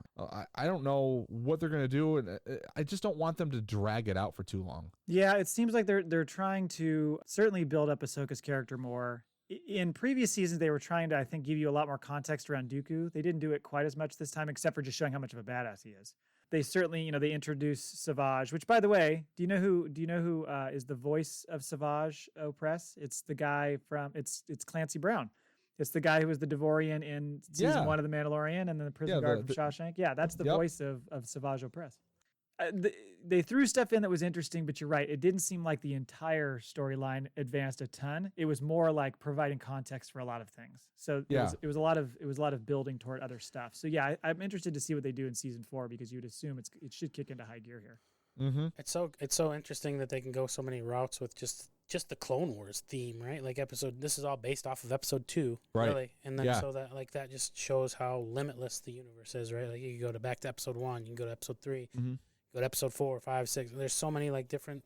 But by now, and I think it does happen. I'm not sure when or if it's just in 7, but we start to see like the Emperor at least behind the scenes revealing himself because we know what it's leading to, right? So when are we going to start, like you start seeing the ships and there's the one shot where like all the troopers are lined out and there's like all the ships in the sky and it looks like, oh, we're going to war. And I want to see some of this shit get a little darker. Yeah, no, I agree. And I think we'll see a lot of that in season 4. I'm hoping for that. I mean, I think I'm excited to see Maul. I'm excited to see him and Savage and what they do. Yeah. There's got to be a temptation for Anakin here sometime soon. There's got to be a little, like there needs to be an episode with Palpatine and Anakin on their own, or something happens and we see a little bit more of that darkness come out of him. What if it's Savage and fucking Maul meeting up and they're like, brothers don't shake hands, brothers got a hug, and they just fucking. Did we just become best friends? Yeah. No, I think I like it because you know it's an animated. Dad, can we build bunk beds in the garage? I don't give a fuck. Palpatine says. Wait. No power. Is that a power drill? Oh no, I'm up there brushing my teeth. Nah, no power tools. Okay, we're done anyway. Cops. No, I like the overall theme of how it's getting darker. I mean, I know it's an animated series and it's mostly tailored towards kids, right? But like, there's so many fanboys and adults that are gonna watch this. Yes. But like, yeah, it's getting progressively a little bit more and more dark. You never really saw that with Rebels, right? You never really saw. I didn't finish Rebels. It was so I don't always know yet. it was always a forced push. It was never slicing someone's head off with a fucking lightsaber. It was always. But you get like Ventress. She kills that trooper. She's like. Oh, puts that a was fucking awesome. saber through him, and then she kisses him on the mouth. I was like, yeah. If I'm gonna die someday in the near future, she's a dark. Like I really like that character, Like, and that was when I was like, man, I hope she hangs out for a while. She could be a dominatrix on me and just kill me and end my life. She gives me that feeling. Yeah, yeah. There's a lot of sexual overtones. She should almost be like a Twi'lek because those are the exotic dancers. She's got to walk too. Like there was it that we were talking about that last year where her and Kenobi, where she comes walking in. And she like just struts. She should be one of the Kardashians with that ass she's got. Right, yeah, yeah. She's the bald one. I like the bald head too. I'm gonna say it. It's fucked up. I think the bald head looks good. We could dip our heads. I think I got to draw the line. That's I need to run my hands through some hair. We could dip our heads into oil and rub them all over each other. You be a ritual. Oh. Well, she showed in her upbringing she had hair when she was a little girl, like they showed her, training. So she's got she could grow it back out. Come on. She went Demi Moore. Never recognized her. She went Demi Moore. She went Demi Moore and fucking what's it called? G.I. Jane. G.I. Jane. Yeah. Now Nice. she needs to go back to striptease. Oh, Yeah, we boy. can do that too. Yeah. George Bush. No, but I think you're right. I think we need to see more signs of Anakin slipping away. Like we need to see him really start to take make some bad decisions and really start to let that shit pent up inside of him because he has a real panache for that answer. Hey, don't use that word. That's fine. Zing. Trademarked. Anything else in season 4 or ready for season 4? You want to move on to the mall bag? Oh, man, I want to move on to Maulbag. All right.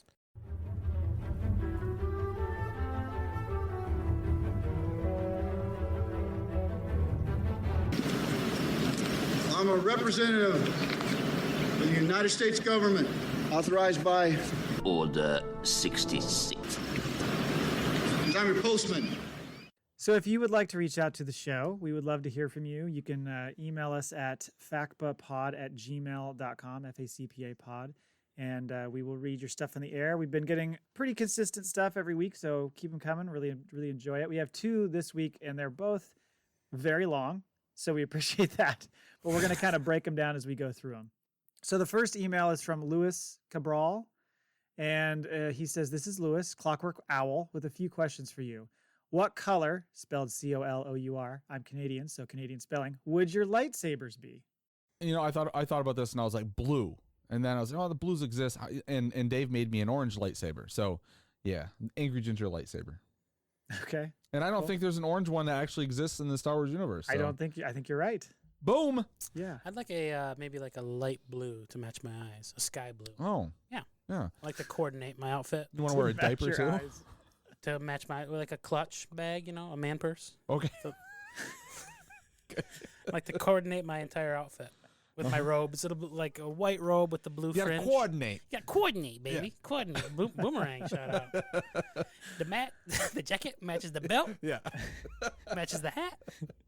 I just had the opportunity, by the way, to choose one because our friend Dave, the saber maker, reached out and said he was going to send me one. So he sent me one, and And I love how repurposed you it. used yours. So I got a green one, kind of Luke style, you know. And when our power went out, we had some flashlights and candles and all that kind of thing. But I thought, we just need something that just is in the bathroom, so we can just when you got to go. So put the saber in the bathroom. So when you go to the bathroom, you turn the saber on and go to the bathroom in the green dark.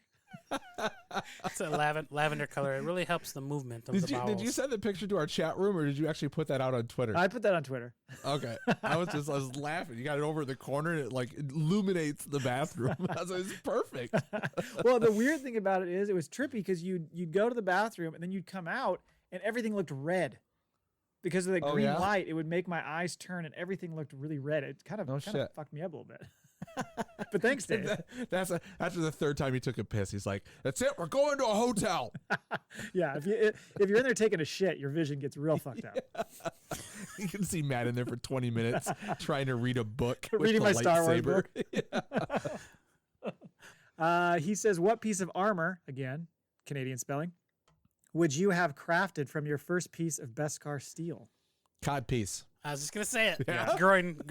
Okay. You gotta protect the family jewels. That's right. Yeah. That's exactly what I wrote down. Although if I was going to have to pick something else, you have to go helmet right off the bat. I mean, there's no other choice. Right. You have to have the helmet.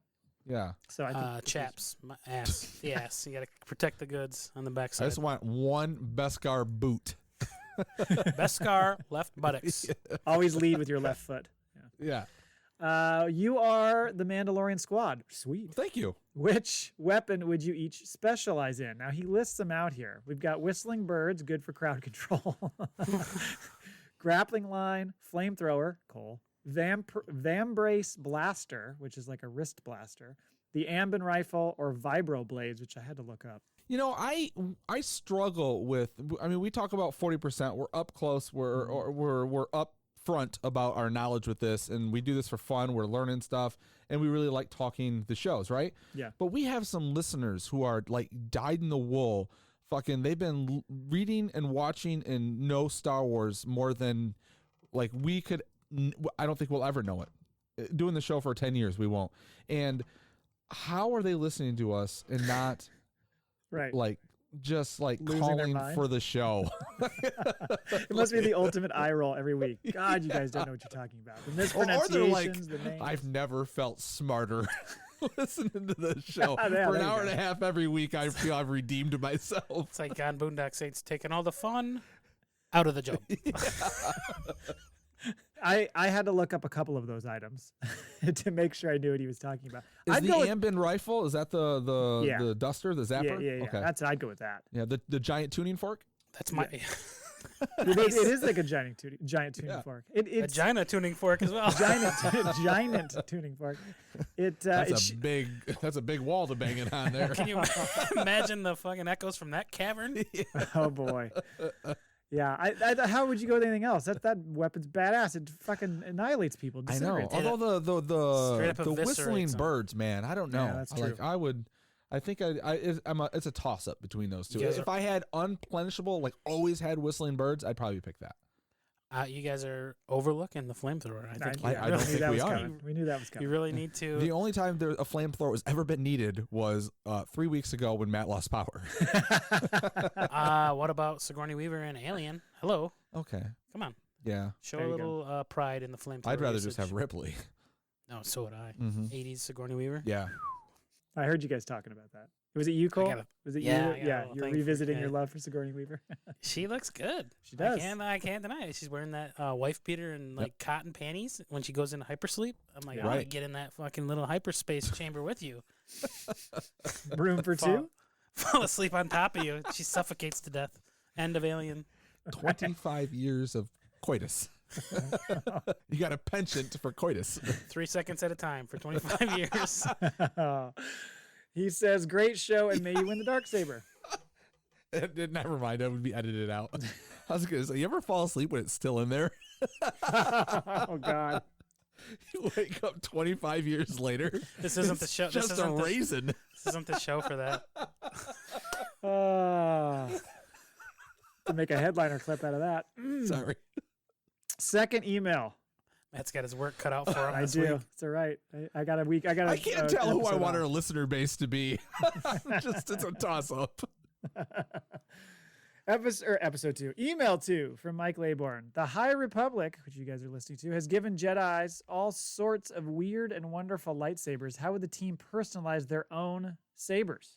I personally like the assassin / lightsaber with the circle. You like one. the curved hilt? Oh, okay. The circle one that can go 360, like right, and they can use it as like a helicopter. That's That- pretty badass. That would be mine, but I would alternate red and green, so it was Christmas colors. I guess. Oh, so there's some joy Yeah. when you kill somebody. Yeah, you get joy, and then I kind of resemble Ho, Santa ho, Claus ho, Merry you're myself. dead. Christmas, motherfucker.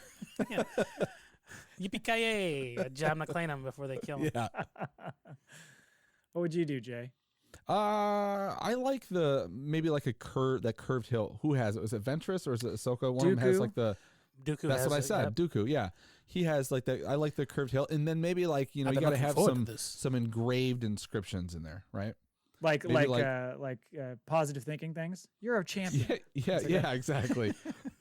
Hang in there, champ, written on the hilt. You know? Yeah, or just like maybe the names of each person that I've slayed. You could put a mark on a notch on your belt type of scenario. Oh, like every time I got with a Jedi groupie, Every time you disappointed the female or a man, we're I open. want a vibrating hilt. Ooh. Oh, there you go. Yeah. Drop it. Shocks you. Oh Yeah, no! It fell down again. And I gotta pick this up with my butt cheeks. Why don't you have your lightsaber hanging from your belt like all of us? No, it's in my pocket. It's in my prison Why wallet. are you always happy? It's in my Citadel Corvette wallet. Prison wallet. Oh, we've gone off man. the rails. Yeah, I think I don't know if I like your idea with the Dooku style. I kind of like that style. For me though, the biggest thing for me is, and I always think about this with lightsabers. One, I always think about how does nobody cut themselves, because the way they fling those things around, somebody's got to take some damage at some point. Right. And two is, I feel like I'd always accidentally hit the off button, like in the middle of a battle. So I want to make sure that's in a really good place. It's like when you're playing like a PlayStation game and you accidentally hit the fucking PlayStation button, it goes to the home screen. You're like, God damn it! Like you're in the middle of a. Where's your on-off switch on your saber? Mine is on the bottom, the one that Dave built me. Is it really? Yeah. Huh. No, mine's Mine's got a on a- little button that's easily accessible from the toilet. Yeah, we have different hilts, so yeah, that's why. I like the bottom because you're right. Because you do anything, you're never going to shut it off. Yeah. Could you imagine just being in the middle of a battle, just whooping some ass and it's all, just, Oh shit! It's Where is gone. Yeah. You know, that's Vibrate. kind of That's a, vibrate. Oh no. that's kind of a route that they haven't explored, right? Like you're sitting there like locked in that because there's always that face-to-face locking up of the Right. saber. None of one has ever just like kind of sidestepped and turned the saber off, so the guy And kind then of turn it back on, so you're Yeah. on the other So side. he of it? overbalances and he falls forward, and Yeah. you're behind him all of a sudden. Like Mhm. that's a you know what? I should be fucking writing. Right, These. Favreau, are you listening? I should Yeah. be choreographing these fight Write scenes. that into the show. The most we've seen with the on and off action is Ahsoka in that episode of Mandalorian where she would like turn it on, turn it off. You know, Yes. because normally Yeah. those guys ignite those things and they're just like it's just on. Yeah. Where's a wall? I need to open it. Or up. you force throw it like a football, or you throw it like a football and it spirals and you get the slow motion like fucking shot, and as it's going at someone, you force switch it on, Ooh. bing, and it like Yeah. shoots through them. And then it just keeps following him like a Michael Bay shot. So then you go right through the whole of the body. Like a heat-seeking Yeah, missile. you watch the whole thing. And you're like directing it as you there he goes, yeah. Thread the needle like it's like a Scud missile with cheese. It's what? It's what's his face from what's his name from Guardians of the Galaxy with the little needler. Oh yeah. You're just watching a lightsaber dance around everywhere to stab everybody. Why hasn't anyone done that? It opportunities for the future. Right. There you Give go. us 3 beers and we got fucking new I know. Or it's directions just for like, the show. yeah. Or maybe on the way through, you're killing all those people, and then you're also like sterilizing a guy. Like there you go. You don't have to worry about getting snipped anymore. Boom. Yep. Just wait. We still have Winky and the Wookiee to write. That's true. That's Good true. point. That's true. Now Jinx. that you're Clone Wars scholars, whoa, is that generous? Who has more It is. capes, Grievous or Lando? Lando. Yeah. Lando lived Yeah. longer too, so Yeah. he's got a collection going. He's probably got Grievous's capes. Yeah, more than likely. He bought him at like a Goodwill. It's like a swap meet. Well, we've seen Solo. We've seen his closet on the Falcon. Yeah. I mean, it's just capes galore. So Mm-hmm. not a question, more of a reply to last episode. Here comes criticism. I have to respectfully disagree with Chris from BC's opinion that the vehicle designs from the prequel trilogy were worse than in the original trilogy. Hold on. You have to say OT because the first time I read this, I'm like, there's more abbreviations in this. Like I almost know. needed. I wrote needed them a out on key at mine so I first. remember. Did you? Okay. Where the OT differs is that only a handful of designs were used across all 3 films, whereas the prequels and Clone Wars used a shit ton of vehicles, probably more than were needed. To sell toys. I want to stop here for a second and say, I think you're kind of making Chris's point for him here, Mike, because if you have so many different options and so many different things, how can they become so iconic when there's so Yeah. many, such a variety that you can't really latch on to anything in particular? And I just wanted to take a side note to say, I fucking hate Dooku's ship. Can I just say that real quick? I meant to mention that earlier with season 3. I hate his ship. Market saturation is what you're going for there, right? Like there's too much. Yeah. And why does like in this whole vast, like we've seen 9 movies, multiple cartoon series, everything, how does like not one person have the same ship as another? There's way too many models. Right. Yeah. Which one is Dooku's ship? Refresh This my is the memory. one that's got like the dome in the front, right? Yeah. And It's like you walk in the back, there's a little dome in the front where you fly. It's just kind of silly looking. it Frankly, all it's like embarrassing. forms in the front. It looks like if you stood it up, it would be Mordor. But yes, it's just goofy looking. It's like, and hey, I drive one. It's like the Honda Civic of the Star Wars world. It's just boring. It's just this weird, like that. You're this badass dude, and that's what you fly. Right. Yeah. Come on, dude. I don't know why I'm drawing a blank. But it's sleek and it's very phallic. And like if guess so. anyone is the Hugh Hefner of the Star Wars universe, it's Count Dooku. Those pajamas. After he's fighting in those PJs, those silk PJs. So he goes on. He says, if we'd been introduced to the Jedi Aether Sprite, hopefully I said that right, or Actus Interceptors first, here's what you were talking about a second ago, Jay. Look, They I'm know gonna way need more than we know. pictures. When you start sending words like that, like first of all, that Aether Sprite, that's never been said in humanity, and he's just like, that's a spell check that needs to happen. And if he's gonna put that shit on there needs attach a picture, show some respect. It's the Jedi's like single cockpit, ships like that. The Anakin little flies. Naboo looking things that they're flying. Yeah, okay. the little ones. That, and then they roll up to the circular hyperdrive so they can go further into space, right? Exactly. Okay. Yep, those All right. ones. And then the Actus Interceptors, which What a name. I think those are the ones that have like the wings kind of come more out into the front, if I'm remembering correctly. My But Google is working overdrive right now, trying to figure out what the fuck these ships are. But he says, and had to wait 20. So if we were introduced to those first and then had to wait 20 years for an X-Wing to appear, then we'd hold those in higher regard. Vader's TIE Advanced was barely seen in the original trilogy and was only shown to its full potential in the later series of Rebels. The prequels also had more bad guys than Matt has podcasts. Excuse me, Mike. I have 2 podcasts. Jay has like 5. So I have 5. Make that joke about Jay, not me. So Darth Maul's scimitar and Grievous's Soulless One got precious Now that's little a screen ship time. name right there. Soulless One. Yeah, like how do you not like you go like out to the pier and you got all the people with the boats and the back of the boat's got the name of the ship on there. Yeah. How does Grievous not have Soulless One? The big ass banner on the back of his ship. Like He probably told the droids to paint that on and they just keep forgetting. Why haven't you painted my they're ship? too busy with zingers. I wonder how they christen a new ship in the Star Wars universe. Is it like one of those, instead of using like a bottle of champagne, it's one of those jugs of blue milk instead? They break it over the back of the ship. Probably. And then do you know what the scimitar looks like? The Darth Maul? You'll see it next season, I think. It's basically a TIE fighter with a long nose. Like it just sticks way out. Yeah. He says the Clone Wars, both episode 2 and the series, introduced designs that definitely still stand out. The LAT gunship, the Venator class destroyer, and the BTLB Y-wing are all great designs. Cole, I'm going to use your line. I'm going to use your line right here. I'm just like, I'm hey, thinking, Mike, save some of that pussy for us. for the rest of us. Lord. I feel like this guy, like Mike. Do you have like a Lego collection where you've built all these ships? Oh, he does. Mike does Legos. Yeah, for sure. Okay, He's got a whole I'm huge assuming- selection.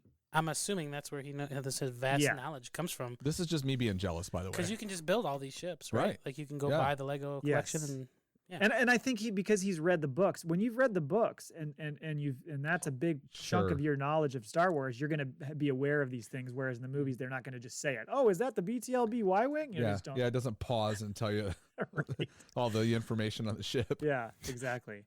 Yeah, I just think that I mean those gunships that he's talking about, the LAT gunship, those are those like basically those transports where they're holding they're on a bus, like holding a, Okay. It's those things that you see them a lot. So those would be one of the more iconic ships just because you see them all the time. But with all these other ships, like I said before, you get them in passing and in little bits and pieces. So it's hard to really glom onto them because you only see them a little bit and then on to the next design, Mm-hmm.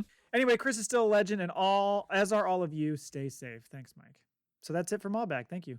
Appreciate it. I appreciate it. We always get the same 2 people, and that's not like a knock. Keep writing us every week because we're getting it. We're getting emails. We're getting mailbagged. That's right. Keep mailbagging us. Yeah.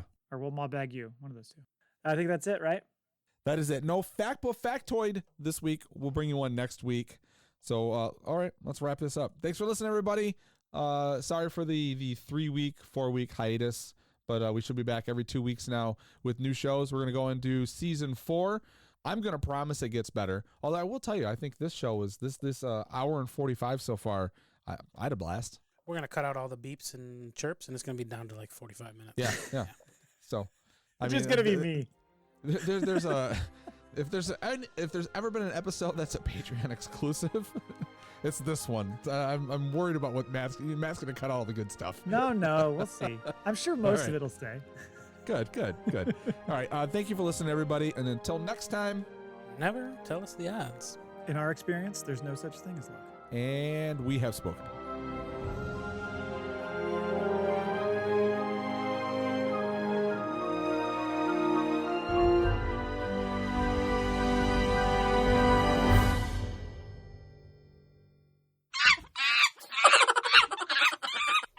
Monkey poo.